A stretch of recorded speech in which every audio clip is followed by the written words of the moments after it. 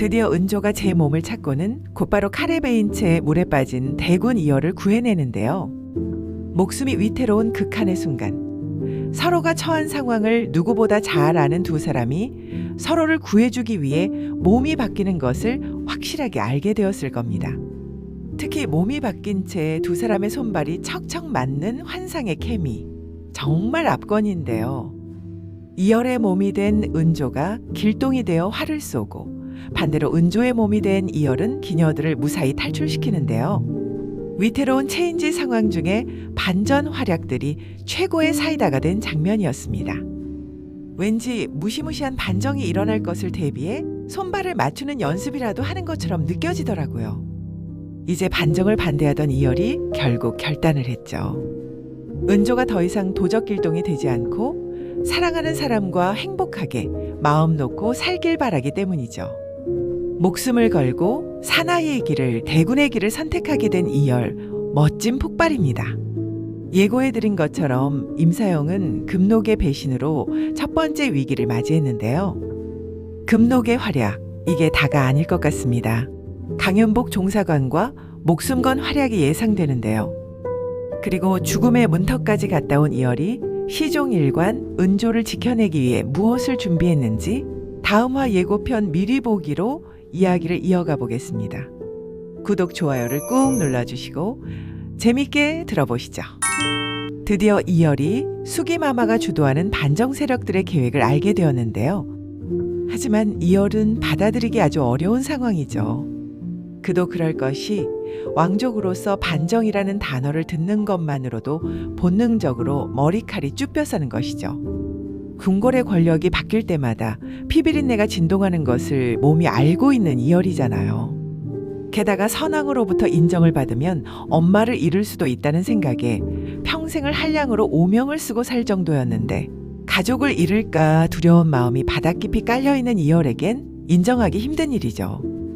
반정이란 게 칼로 베듯 임금만 쏙 덜어내는 것이 아니라 궁궐 안의 왕족들이 어떻게 죽어나갈지 모르는 한치 앞을 장담할 수 없는 일이니까요.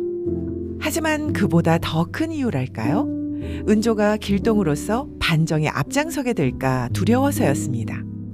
백성의 대표로 나섰다가 반정이 완전히 성공한다 해도 그 과정에서 죽임을 당할 수도 있는 일이기 때문이죠. 하지만 은조도 반정을 결심하는 것은 당연한 이치입니다. 불쌍하고 아픈 백성들을 보아 넘길 수 없는 은조가 도적길동이 될 정도로 더 좋은 세상을 갈구하는 성심인 것도 맞지만 아버지 홍민직 대감이 폭군의 손에 죽임을 당했다는 이유보다 더한 이유가 있을까요?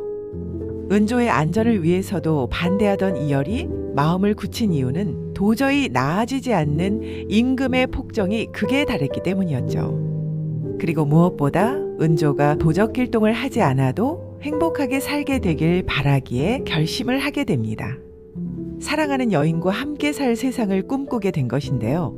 오직 도월대군 자신만이 감당할 수 있는 일이기에 더욱 책임감을 가지게 된 것일 테죠. 이번에 이열이 은조 몸이 되어 있는 동안 밤마다 무엇인가를 열심히 기록하였는데요. 반정 세력에 동조한 이들의 명단을 적어두었고요. 뿐만 아니라 몸이 바뀐 것은 서로를 구하기 위해서라는 하늘의 뜻을 깨닫고 반정이 시작될 경우 길동인 은조를 지키기 위해 철저한 준비를 했을 것 같습니다.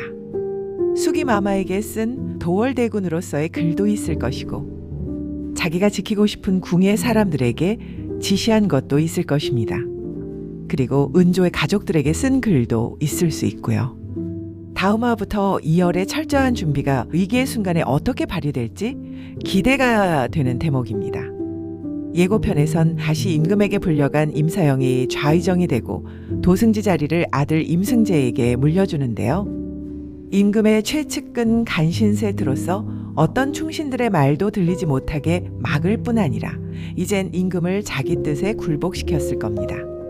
임가들 외엔 아무도 임금을 원하지 않는다는 공포심과 무서운 향에 찌들린 몸과 마음으로 허수아비 임금이 되어가는 거죠.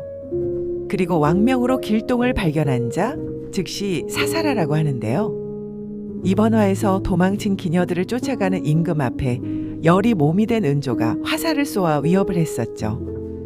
지난번 사냥놀이 갔다 오던 길에 은조가 쏜 화살, 대군이 맞았던 그 화살과 같은 것임을 알아챕니다. 암살자를 찾으려는 임금에게 임사형은 길동의 존재를 이야기하겠죠. 대사관을 죽인 자도 길동이었고 처단했으나 제2의 길동이 또 나타난 것이니 길동을 발견한 자 즉시 사살하라고 하는 거죠. 아니면 길동의 이름으로 탐관 오리들을 벌하는 사건들이 여기저기서 벌어지면서 반정이 시작된 것일 테고요. 이에 길동이 표적이 되는 것이죠. 이열이 수기마마를 찾아가서 반정에 동의하겠다고 말할 때 조건들이 있었을 것으로 생각되는데요. 길동의 이름으로 반정이 시작되더라도 은조 자신이 길동으로 나서지 못하게 하라는 것, 그리고 반정의 성공은 왕과 임사형 부자를 처단하는 것이며 그것이 완성되기 전까지 절대 도월대군이 거론되지 않도록 하라는 것. 여기에 임사형의 둘째 아들 제의를 제외시키라고 하면 정말 좋을 텐데 말이죠. 왠지 세심한 이열이 그런 요구도 다 기록해 놓지 않았을까 합니다. 이제 길동이 궁을 혼란스럽게 하자 길동의 존재를 아는 제의는 갈등하는 모습인데요. 미워하지만 자신을 키운 아버지 임사형을 쉽게 배신하지 못할 때 이열은 제의에게 상기시키죠. 길동을 지키는 것이 은조를 지키는 것이라고 말이죠. 처음으로 누군가를 지키고 싶게 된 제의니까요. 이열이 임금이 되고 은조가 중전이 되었을 때 제의가 중전의 무사가 되면 어떨까요? 제의에게 잔인한 일이려나? 행복한 일이려나? 한편 이열과 은조가 몸이 바뀐 비밀을 알게 된 사람이 2명이 되었는데요. 대추와 해리마 씨가 원팀으로 활약해줘서 숨통이 좀 트이는 것 같더라고요. 여기에 임사형을 무너뜨릴 공신이 1명 더 있는데요. 바로 금록이입니다. 금록의 배신을 눈치챈 임사형이 금록이를 매달아 고문을 하고 있는 것을 열이 몸의 은조가 구해낸 건데요. 임금에게 임사형의 실체를 고발해서 임사형이 형벌을 받게 된 것이었고요. 금록이는 종사관과 도망가지 않는 것을 후회한 적이 없냐고 물어보는 은조 이열의 질문에 단호하게 없다고 했습니다.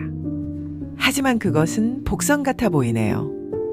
그녀는 세상에서 가장 높은 여인이 되어봤지만 진정한 사랑도 아니고 인정도 아니고 사냥개처럼 이용당할 뿐인 것을 깨달았기에 사랑한 사람은 오직 강종사관이었다는 것도 알게 되었겠죠.